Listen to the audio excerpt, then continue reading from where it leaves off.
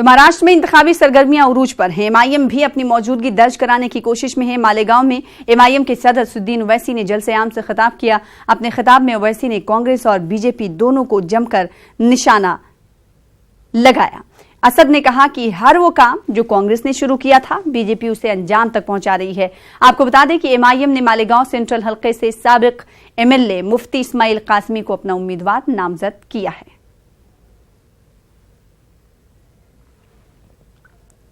आसाम में जो एनआरसी हुआ,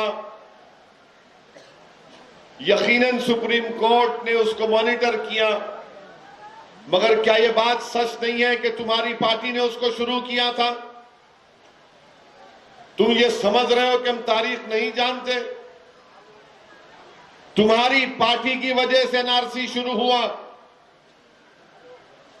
आसाम अकॉर्ड तुमने साइन किया था,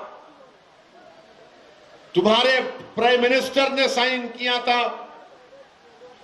जब तुमको ख्याल नहीं आया एनआरसी का, और आज तुम मालेगांव में आकर ये कहते हो कि एनआरसी अगर मुल्क में आएगी तो मजलिस कुछ नहीं करेगी।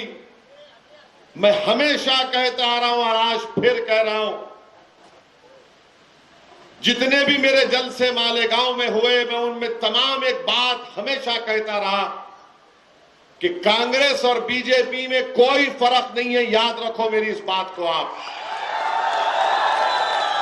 ये दोनों एक सिक्के के दो रुख हैं।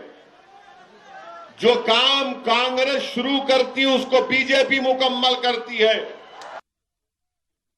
हरियाणा असेंबली इंतखाबात के लिए पर्चे नामजदगी दाखिल करने की आज आखिरी तारीख है। आज आखिरी दिन भूपेंद्र सिंह हुड्डा, योगेश्वर दत्त, अशोक अरोड़ा समेत कई कद्दावर अपना पर्चे नामजदगी दाखिल करेंगे। साबिक वजीर आला हुड्डा गढ़ी सांपला से अपनी पर्चे नामजदगी दाखिल करेंगे। हरियाणा के सभी 90 सीटों पर 21 अक्टूबर को वोटिंग होनी है, जबकि 24 अक्टूबर को वोटों की गिनती अमल में लाई जाएगी, यानी नतायज 24 अक्टूबर को आएंगे। जेडीयू के कौमी सदर के ओहदे के लिए नीतीश कुमार आज कागजात नामजदगी दाखिल करने वाले हैं। 5 अक्टूबर को कागजात नामजदगी की छटनी होगी और 6 अक्टूबर की शाम 5 बजे तक नाम वापस लिए जा सकेंगे।